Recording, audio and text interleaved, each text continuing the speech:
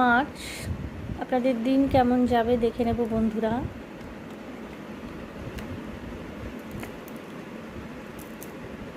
Two of cups, 10 of cups,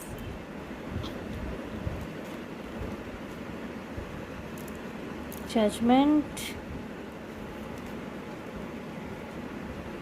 5 of cups, 8 of swords. বন্ধুরা 2 of কাপসটা বোধহয় গতদিনও এসেছিলো আপনাদের।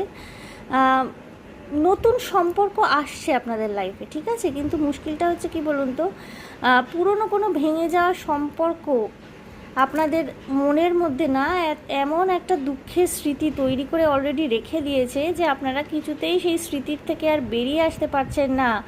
যতক্ষণ না আপনারা পুরনোকে যেতে দেবেন, পুরোপুরিভাবে পুরনোকে ত্যাগ করতে পারবেন, নিজের মেন্টালিটি, নিজের মন মানসিকতা, নিজের অস্তিত্ব থেকে পুরনোকে মুছে ফেলার চেষ্টা যতক্ষণ না করবেন, নতুন সম্পর্ক কিন্তু তৈরি হবে না। এটা কিন্তু বারবার আমি বলি। পার্সোনাল রিডিং নেওয়ার ক্ষেত্রেও অনেকে দেখি সেই পুরনো সম্পর্কের মধ্যেই আটকে রয়েছেন, নয়তো ফিজিক্যালি তাদের সাথে গিয়ে দেখা সাক্ষাৎ করছেন, কথাবার্তা চালাচ্ছেন, অথচ ম্যানিফেস্ট করছেন যে প্রাক্তনকে ভুলে গিয়ে যেন নতুন সম্পর্ক জীবনে আসে। বন্ধুরা এভাবে হয় না, ওকে। পুরনোকে পুরোপুরিভাবে নিজের মন থেকে সরিয়ে দিতে হবে, তবেই না নতুন সম্পর্কগুলো কিন্তু ম্যানিফেস্টেড হতে পারে এবং সেখান থেকে কিন্তু আপনি সুখী হতে পারবেন, একটা স্টেবল রিলেশনশিপ আসবে, কমিটমেন্ট আসবে, একটা সুন্দর সুখী পরিবার, একটা হ্যাপি ফ্যামিলি, একটা ফ্যামিলি গ্রোথ আপনার আসতে পারে।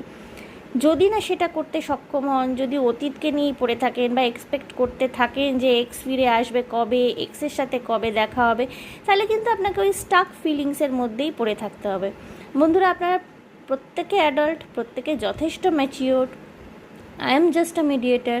আমি আপনাদের সঠিক গাইডেন্স দিতে পারি, ফলো করবেন কি করবেন না সেটা আপনাদের ফ্রি উইল, কিন্তু এটাই আপনাদের বলার যে যতক্ষণ না আপনারা অতীত থেকে নিজেকে সম্পূর্ণভাবে বের করে নিয়ে আসতে পারবেন, নতুন সম্পর্কগুলো কিন্তু আপনার জীবনে আসবে তো অবশ্যই, কিন্তু সেইগুলোকে কিন্তু অ্যাকসেপ্টেন্স দেওয়ার জায়গাটা আপনার ঠিক ক্লিয়ার হবে না, ক্ল্যারিটি পাবে না। সুতরাং ভেবেচিন্তে সিদ্ধান্ত নেবেন বন্ধুরা।